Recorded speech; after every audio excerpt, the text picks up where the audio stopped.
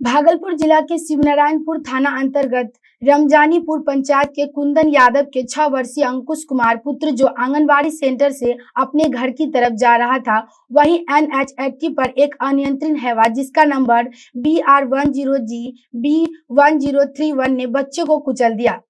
आनन फानन में लोग कहलगांव के रेफरल अस्पताल में ले गए, जहां डॉक्टर ने बच्चे को मृत घोषित कर दिया।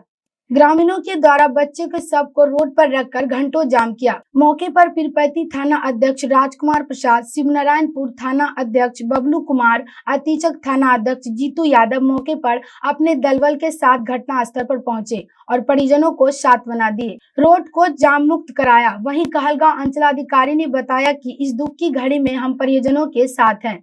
मुआवजे की रकम जल्द पीड़ित परिवार को दे दी जाएगी। सबको अपने कब्जे में लेकर पोस्टमार्टम के लिए मायागंज भेज दिया गया है। भागलपुर से रमाशंकर सिंह की रिपोर्ट।